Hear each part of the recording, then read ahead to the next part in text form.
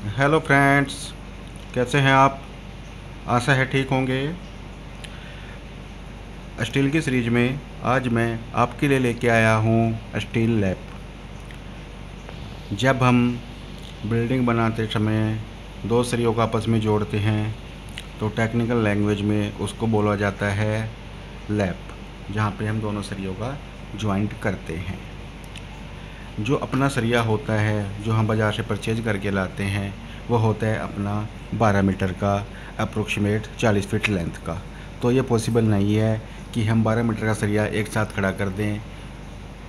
वो चीज़ बिल्कुल भी पॉसिबल नहीं है, क्योंकि वो लटक जाएगा और 12 मीटर बहुत 40 फीट लेंथ बहुत ऊंची लेंथ होती है, तो वो चीज़ पॉसिबल नहीं हो सकती। उसके लिए हम सरिये को काटते हैं और जहाँ हमें ज़रूरत होती है वहाँ पे हम उसको ज्वाइंट देते हैं।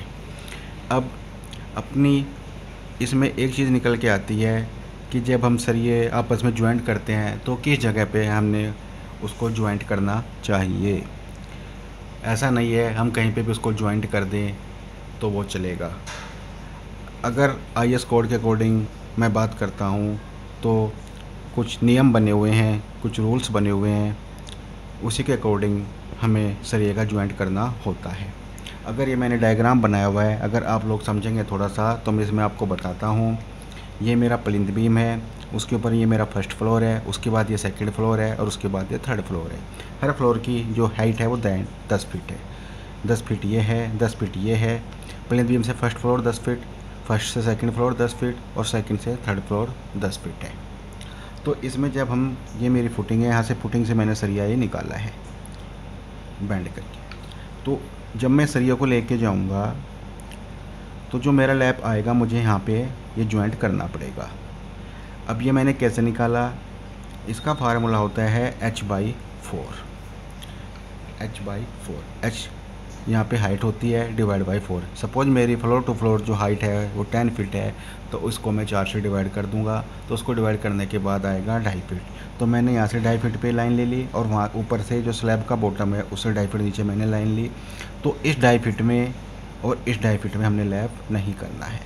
लैप आएगा जो बीच में ये जगह बच रही है। ऐसा ही सेम ऊपर 2.5 फीट मैंने यहाँ से लिया, 2.5 फीट मैंने ऊपर से लिया और लैप मैंने इस बीच की जगह में दे दिया। अब ये लैप कितना होना चाहिए, अब ये भी एक प्रश्न आएगा कि ये जो लैप हम देते हैं ये सरिये में कितना होना चाहिए।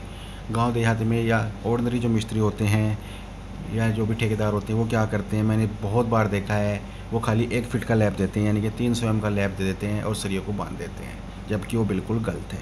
इसका एक फार्मूला होता है 50D। जो डी होता है ये होता है डाया ऑफ बार।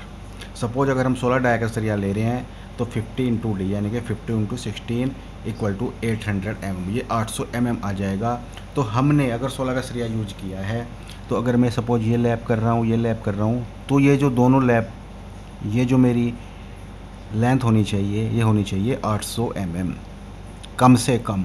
इससे ज़्यादा आप कर सकते हैं लेकिन 800 mm से कम नहीं कर सकते।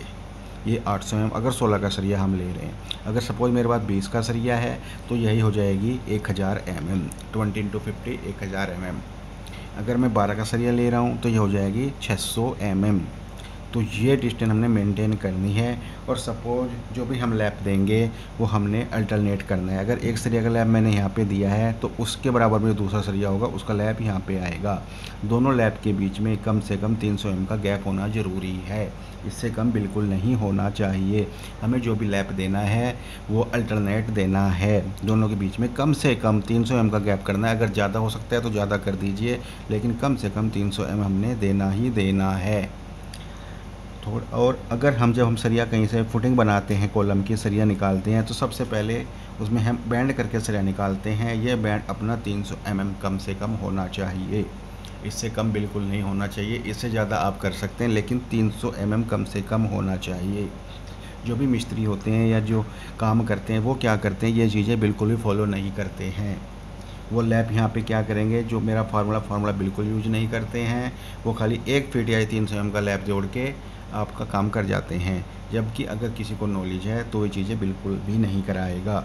ये आपको 800 mm कम से कम करना है 16 के डाये में, 20 के डाये में 1000 mm, 10 के डाये में ये 500 mm और यहाँ पे जब हम सरिया निकालते हैं, स्टार्ट करते हैं, तो वहाँ पे जो एल आएगा वो 300 mm कम से कम होना चाहिए, और दोनों लैब के बीच में जो गैप है वो भी 300 mm कम से कम होना चाहिए।